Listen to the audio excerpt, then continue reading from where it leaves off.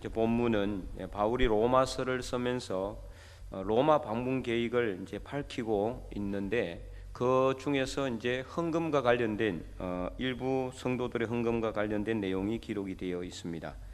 근데 바울이 여러 번 이제 로마에 가고자 했던 것을 계속 밝히고 있죠. 내가 너에게 가고자 했지만 근데 여러분 이제 길이 막혔다, 그렇게 돼 있잖아요. 결국 나중에 어떻게 갑니까? 쇠사슬에 매여서 가요. 쇠사슬에 자유롭게 간 것이 아니라 결국에는 쇠사슬에 매여서 가죠. 우리 지난 이제 주에 살펴봤잖아요. 그래서 이제 사도행전 마지막 사도 바울이 셋집, 이거 셋집이 아니라 실제로는 감옥입니다. 로마 감옥에 갇혀서 이제 오는 사람들마다 복음을 전하고 오직 2년 동안, 만 2년 동안 그렇게 감옥에 갇혔지만, 그는 비록 갇혔을지라도 그의 복음에 대한 열정과 그 비전은 절대로 갇히지 않고 복음은 살아 움직인다는 사실을 우리에게 말씀했는데, 오늘 우리도 마찬가지입니다. 이 복음은 살아 있어요. 절대 어디에 갇혀 있지도 않고 머물러 있지도 않습니다. 그런데 누구를 통해서 복음이 살아 움직이느냐? 바로 믿음의 사람들을 통해서 복음이 움직인다는 거죠. 자, 오늘 우리가 이제 읽은 내용은 로마서 거의 마지막 부분에 해당하는 내용입니다. 사도 바울이 로마서를 쓰면서 로마에 있는 성도들에게 이제 이런저런 권면을 하면서 마지막에 내가 로마에 여러 개 이제 가려고 했는데 이런 내용을 이야기하고 있어요. 그런데 오늘 본문 잘 보면은 사실 바울이 로마에 가고자 하는 것이 그의 최종 목적이 아닌 것을 알 수 있어요. 지금까지 우리는 바울이 로마에 가는 것으로만 끝난 걸로 그렇게 생각했는데, 그게 아니라 어디까지 가기를 원했다는 거죠? 서바나는 어디예요? 스페인. 오늘날 스페인. 그때는 이제 우리 성경 이 서바나는 이제 헬라어를 갖다가 이제 우리가 이렇게 그대로 음력한 겁니다. 서바나. 그러니까 스페인을 서바나로 이렇게 음력을 한 거죠. 그래서 스페인까지 가기를 원했어요. 당시에 스페인 또 포르투갈 뭐 이런 나라들 어떤 나라들이었습니까? 상당히 어떻게 보면은 강대국이었어요. 유럽의 이제 거의 열강들 그 식민지를 막 개척하고 막 그런 나라들이었잖아요. 그 스페인이나 포르투갈 포함해서 이런 나라들이 힘이 있으니까 로마도 가고 스페인도 가고자 했던 거죠. 그래서 마지막 로마에 가서 그 로마에 있는 성도들과 교제를 하고 그들이 바울을 어디로? 스페인으로 이렇게 파송해 주기를, 선교사로 파송해 주기를 이렇게 바라고 있는 마음이 이렇게 쭉 나와 있어요. 24절에 보면은 이는 지나가는 길에 너희를 보고 먼저 너희와 사귐으로 얼마간 기쁨을 가진 후에 너희가 그리로 서바나로 나를 보내주기를 바란다. 그래서 이런 목적을 가지고 있었는데 이 목적, 이 계획이 지금 이제 변경된 내용이 그다음부터 나와요. 어떤 내용입니까? 25절 그러나 이제는 내가 성도를 섬기는 일로 예루살렘에 간다. 그게 이제 예루살렘에 갈 일이 생겼다는 거예요. 원래는 예루살렘에 갈 일이 아니었어요. 그래서 예루살렘으로 가고자 하는데 그 예루살렘에 가는 일은 성도를 섬기는 일이었다. 근데 이제 이것을 구체적으로 보니까 어떤 내용이냐? 예루살렘에 있는 성도들 중에 가난한 성도들이 있었던 것 같아요. 아주 힘들고 어려운, 정말 지금 당장 어떤 물질적인 도움이 없으면 안 되는 그런 어려운 그런 이제 성도들이 있었던 것 같습니다.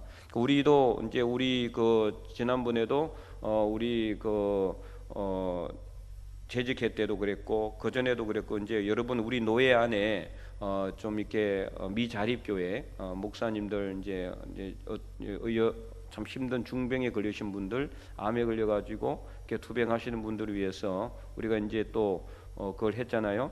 얼마간 이제 그 도와주기로 또 결정을 하고 그래서 도와주고 뭐 그렇게 했던 일도 많이 있죠. 그런 분들 같은 경우는 미자립 교회다 보니까 사실 어떻게 보면은 참 힘들고 어려워요. 당장 도움이 없으면은 상당히 이제 살아갈 길이 막막한 그런 상황도 많이 있거든요. 그런 이제 일들이 있었다는 거예요. 이 당시에도 더 심했겠죠. 당시에는.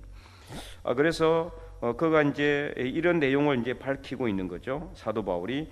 그러나 이제 내가 원래는 로마에 가서 그들과 사귀고 그들과 함께 교제하면서 기쁨 가운데 스페인으로 파송되기를 원했던 것이 사도 바울의 마지막 선교 전략이고 비전이었는데 이게 이제 변경이 생기게 되겠어요. 차질이 있게 될 수밖에 없는 그 상황이 생기게 된 거예요. 그래서 예루살렘에 있는 성도 중에 힘들고 어려움에 처해 있는 그 성도들에 대한 내용을 아마 들었던 것 같아요, 사도 바울이. 그래서 그 내용이 이제 26절에 나옵니다. 이는 마게도냐와 아가야 사람들이 예루살렘 성도 중 가난한 자들을 위하여 기쁘게 얼마를 연보하였습니다. 얼마인지 그 액수는 정확하게 나와 있지 않아요. 그러나 뭐 어쨌든 간에 액수가 크고 적고를 떠나 가지고 기쁘게 이 다른 지역에 있는 이렇게 가난한 성도를 위해서 헌금을 한 그 헌금을 가지고 간다는 거죠. 그런데 이제 이 마게도냐와 아가야는 어디입니까? 예루살렘하고는 완전히 다른 곳이에요, 그죠? 마게도냐는 당시에 지금은 이제 그리스가 그냥 한 나라로 돼 있는데 당시에는 이게 완전히 이게 분리돼 있어요. 마게도냐는 어디냐? 그리스 북부의 북부. 내륙 지방 그리스 완전히 최북단 쪽에 그쪽을 마케도니아 또는 마게도냐 이렇게 합니다. 마게도니아 공화국 이렇게 해서 그건 한 나라였어요. 다른 나라 완전히. 나중에 이제 알렉산더가 이제 다 통일을 하죠. 이게 그리스 전체를 완전히 다 통일을 합니다. 그래서 어쨌든 간에 이 마케도니아 그다음에 또 그 밑에 아래쪽은 어디냐? 해안 쪽에 우리가 해안 쪽이 어디였습니까? 이번에 성지순례 갔죠. 고린도, 그죠? 고린도 지역이 남해 완전히 남쪽 해안 쪽이에요. 해안 쪽. 그리고 이제 바로 바다에 접해 있죠. 고린도는. 그다음에 또 그 바로 좀 위에 뭐가 있습니까? 아테네. 그러니까 아테네를 포함해서 고린도 쪽 이쪽을 뭐라 그러냐면은 아카이아라고 합니다. 아카이아 반도 아가야. 이제 우리 성경에는 아가야라고 나오는데 아가야가 아니고 아카야입니다. 그래서 북쪽의 마게도냐, 남쪽의 아가야 이게 완전히 분리가 되어 있었습니다. 그래서 마게도냐 지역의 성도들이 또 아가야 지방의 성도들이 예루살렘에 있는 성도들이 어려움 상황에 있다는 소식을 아마 들었던 것 같아요. 오늘 내용에는 뭐 이렇게 전체 어떤 그 전후 사정이 전혀 안 나와 있고 그냥 헌금한 내용만 나와 있으니까 아무 소식도 듣지 않았는데 뭐 헌금을 했겠어요? 하지는 않았겠죠. 그래서 이 마게도냐와 아가야 사람들이 예루살렘 성도 중 가난한 자들을 위하여 기쁘게 얼마를 연보했는데 저희가 기뻐서 했다는 거예요. 기쁨으로 했다. 뭐 주기 싫어가지고 억지로 있게 한 게 아니라 기쁨으로 얼마간 연보했다는 것은 이제 헌금을 했다는 거죠. 그 성도들을 위해서 쓸 수 있도록 헌금을 했고, 그래서 저희가 기뻐서 하였거니와 또한 저희는 그들에게 빚진 자니 이제 사도 바울이 그들이 그렇게 한 이유에 대해서 말하고 있어요. 이유에 대해서. 자, 지금 마게도냐나 아가야 뭐 아니면은 이제 소아시아 이쪽 지역, 터키 지역 이런 쪽은 이 예루살렘에서 봤을 때는 어떤 나라들입니까? 이방인이죠. 이방인이에요. 원래는 이들에게 복음이 갈 곳이 아니었죠. 그것은 예수님도 말씀을 하셨고 사도 바울의 서신서를 보면 여러 번 나와 있잖아요. 그러나 이제 예루살렘 이제 이 유대인들이 예수님을 거부하니까 결국은 복음이 어디로 갑니까? 이방인들에게 흘러가게 되는 거죠. 그래서 마게도냐나 아가야 사람들도 그 사람도 복음을 듣고 예수님을 믿게 된 거예요. 그러니까 원래는 어디서부터 온 겁니까? 결국에는 예루살렘에서 온 거예요. 예루살렘에서 이제 여러 번 그런 일들이 있었죠. 그 전에 이미 오래 전부터 이 유대인들은 여러 각지로 흩어졌어요, 그죠? 디아스포라라고 합니다. 디아스포라는 멀리 흩어진다라는 영어의 뜻이에요. 그래서 멀리 흩어졌어요. 유대인들이 여기저기로 흩어졌는데 주로 소아시아나 아니면은 마게도냐나 아가야 또 이 아프리카 이런 쪽으로 흩어졌어요. 주변에 있는. 그래서 흩어져서 뭘 전했습니까? 그때는 옛날은 아니지만은 예수님을 믿던 유대인들이 뭘 전했다? 복음을 전했다는 거죠. 복음을. 다 어디서 온 사람들입니까? 원래는 예루살렘에서 온 사람들이에요. 그 이후에 그리고 또 예수님을 믿었던 초대교회 때에 어떻습니까? 이 예루살렘에서 엄청난 박해가 있었죠. 당시 로마가 이제 로마 지배하에서 엄청난 박해가 있었잖아요. 특별히 이제 서대반의 이게 죽음으로 인해서 엄청난 박해가 있었고, 그때 많은 사람들이 어디로 흩어졌어요? 여기저기로 흩어져. 어디로 흩어졌다고 되어 있어요? 사도행전 보면 헬라 지역으로 흩어졌어요. 헬라가 어디입니까? 이 그리스예요. 그리스. 헬라가 마게도냐, 아가야를 다 합해서 헬라라고 그래요. 헬라 지역으로 흩어졌어요. 그래서 이 지역으로 흩어져서 복음을 전한 거예요. 이들이 요즘 도망갈 수밖에 없어. 살아야 되니까 막 죽이려고 뭐 칼 들고 오는데 그냥 나 죽이라 이렇게 할 수는 없는 거 아니에요. 뭐 그건 순교 그런 상황이 아니거든요. 그러니까 이들이 흩어져서 간 곳에서 복음을 전했다. 예루살렘에서 와서 이 사람들이 복음을 전했어요. 그러니까 이 사람들에게, 마게도냐나 아가야 사람들에게는 무슨 빛을 지고 있느냐? 예루살렘에 무슨 빛을? 영적인 빛을 지고 있는, 구원의 빛, 영적인 빛을 지고 있다. 이 사람들이 흩어져서 이 지역에 오지 않았으면은 이 사람들이 복음을 들을 수 있습니까? 없습니까? 없는 거죠. 다른 지역으로 갈 수도 있잖아요. 얼마든지. 그래서 다른 쪽으로 가지 않고 이쪽으로 와서 복음을 전했단 말이에요. 그래서 27절 말씀이 바로 그 말씀이에요. 자, 저희가 기뻐서 하였거니와 또한 저희는 그들에게 빚진 자다. 어떤 빚을 졌냐? 영적인 빚을 졌다. 만일 이방인들 누굽니까? 마게도냐와 아가야 사람들이 그들의 영적인 것을 나누어 가졌어요. 원래는 나누어 가질 게 아니에요. 그죠? 이 구원은 나누어 가질 게 아니란 말이에요. 다 유대인들 거예요. 사실은 원래는 하나님의 계획도 그랬어요. 그러나 그들이 거부하니까 어쩔 수 없이 나눠줄 수밖에 없었던 그런 상황이라고 볼 수가 있는 거죠. 그래서 그들의 영적인 것을 나누어 가졌으면은, 그렇기 때문에 육적인 것이 뭡니까? 바로 연보한 겁니다. 헌금한 거. 육적인 것으로 그들을 섬기는 것이 마땅하다. 이렇게 말하고 있는 겁니다. 물론 그렇다고 해서 이 말씀을 곧이곧대로 그냥 딱 해석해서 우리가 복음을 받았으면은 무조건 돈 내가지고 이렇게 복음 전해준 사람한테 돈을 갖다 바쳐야 된다. 뭐 이런 식으로 해석하면 절대로 안 됩니다. 이거는 당시에 이 마게도냐와 아가야 사람들이 기쁨으로 연보한 이유에 대한 배경을 사도 바울이 해석했다라고 볼 수가 있는 거예요. 해석했다. 너무나 기쁜 나머지 이 마게도냐와 아가야 사람들은 영적인 것을 빚을 졌는데 그들도 영적인 것을 뭐 줄 수는 없는 거 아니에요? 이미 유대 예루살렘에는 영적인 것이 풍성하니까. 그럼 문제 줄 수 있는 건 뭐밖에 없어요? 육적인 것밖에 없는 거죠. 이것이라도, 그런데 육적인 것이 나쁜 겁니까? 절대 나쁜 게 아니에요. 그렇죠? 영과 육은요 항상 같이 가는 거예요. 절대로 영만 아주 귀하고 육은 뭐 저급하다. 이게 영지주의거든요. 이걸 영지주의라고 그래요. 이단입니다. 이단.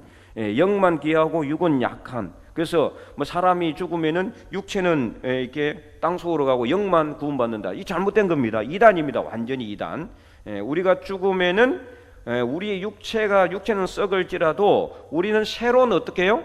영이 아니라 새로운 몸으로 부활하는 겁니다. 영만 부활해가지고 귀신이 있게 하나님 나라에 가는 게 아니에요. 영혼만 가는 게 아니라 이 말이에요. 영혼만 간다 그러면은 어떻게 이 나사로가, 거짓 나사로가, 그죠? 이렇게 이 거짓 나사로와 부자의 그 비유에 대해서 그 부자가 지옥에 가가지고 내 이게 이 나사로들어 이게 내 혀를 갖다가 이렇게 물을 좀 찍어서 서늘하게 해달라고 그렇게 말이 안 되는 거죠. 어떻게 귀신이 이게 뭐 이렇게 뜨거움을 느낄 수가 있겠어요? 불가능한 거죠. 그리고 요한계시록에도 보면 어떻습니까?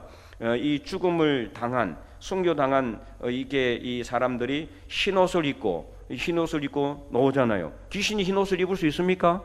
흰옷 입을 수 없죠. 그 14만 4천 명도 다 무슨 옷을 입었습니까? 흰옷을 입고 나오잖아요. 몸으로 나옵니다. 새로운 몸으로. 그러나 지금 우리 현재 지금 살고 있는 우리 육신의 몸으로 나올지 아니면 다른 몸으로 나올지 그에 대해서는 아무도 모릅니다. 가봐야 아는 거죠. 가봐야. 근데 어쨌든 일부 뭐 천국에 갔다 왔다고 하는 사람들의 이야기를 따르면은 우리 있는 모습하고 똑같은데 못 알아본다. 이렇게 알아보더라도 전혀 이 땅의 그하고는 다르다. 뭐 이런 이제 간정을 하긴 하는데, 서로 부부였던 사람이 이제 먼저 아내가 죽어서 천국에 가 있고 남편이 나중에 갔더니 형제여 그러더라고요. 예, 이런다는데 모르겠습니다. 저도 나중에 우리 사모가 가서 나보고 형제여 어서 오시게 이렇게 할지 아무도 모르는 일이지만 어쨌든 간에 영만 좋고 육은 나쁜 게 아니에요. 영적인 것을 빚을 지고 육적인 것으로 갚는다는 게 이게 잘못된 게 아니란 말이에요. 영과 육은 항상 같이 있는 거고 좋은 겁니다. 영도 육도 함께 가야 돼. 우리의 영혼을 담는 것이 육이잖아요. 육에 문제가 있으면 영도 문제가 있고, 영이 문제가 있으면 육도 문제가 있는 거예요. 그래서 우리가 건강해야 된다는 게 바로 그 이유 때문이에요. 내가 내 몸을 잘 관리하고 건강해야 기도도 잘할 수 있고, 예배도 잘 드릴 수 있고, 복음도 잘 드릴 수 있지 않아요? 이게 병상에 누워가지고 골골골 하면서 어떻게 복음을 전할 수 있겠어요? 힘든 거예요. 기도하기도 어려워요. 예배 드리지도 못해요. 성경도 못 읽어요. 그래서 항상 영과 육은 같이 간다. 영육이 그래서 강건하기를 바랍니다.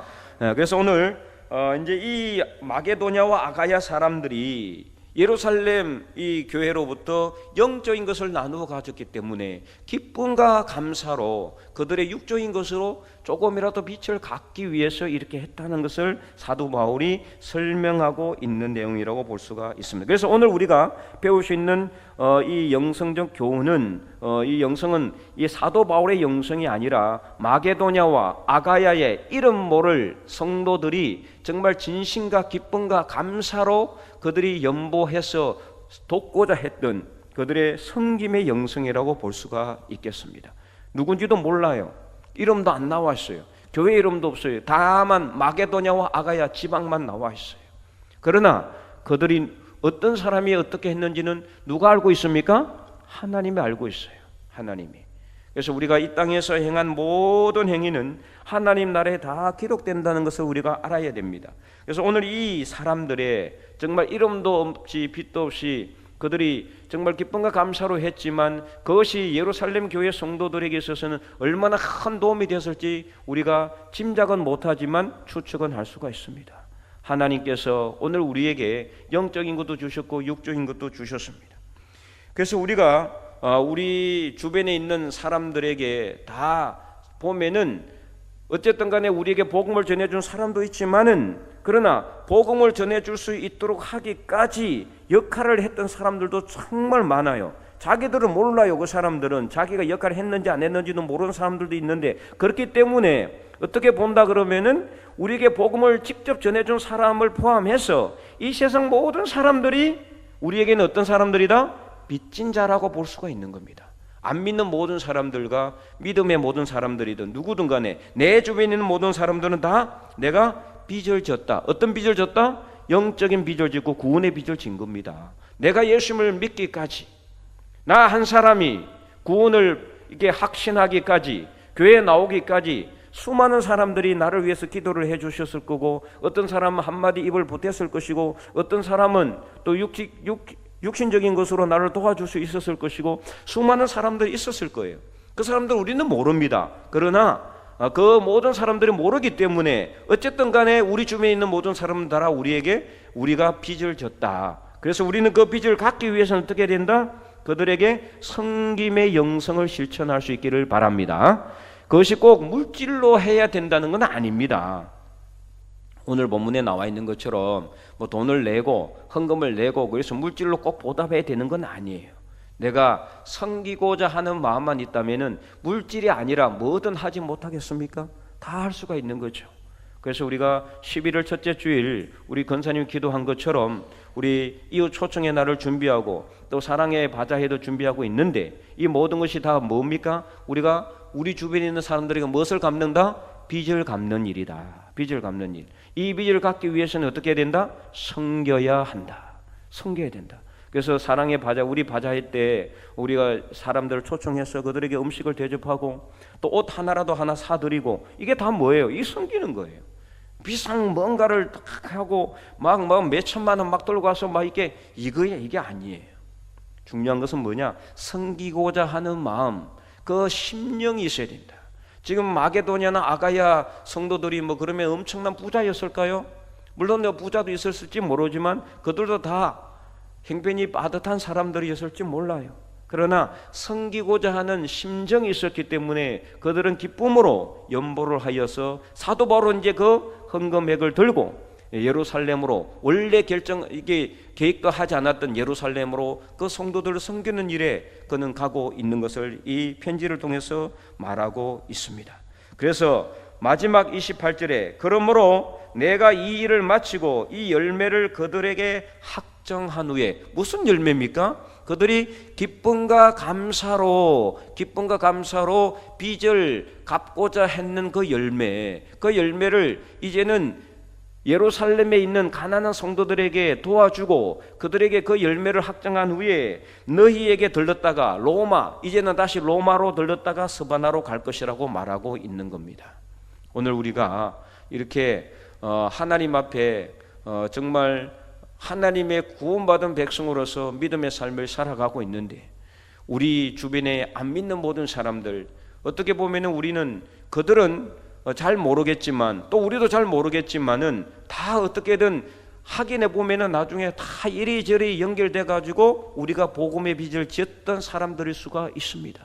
그들을 어쨌든 간에 우리가 다시 교회로 초청해서 그들에게 빚을 갚고 섬김의 영성을 실천해서 우리 주변에 있는 모든 사람들이 다 예수 그리스도를 믿어 구원의 나라가 더욱더 확장될 수 있는 저와 여러분의 삶이 될 수 있기를 주님의 이름으로 간절히 축원드립니다.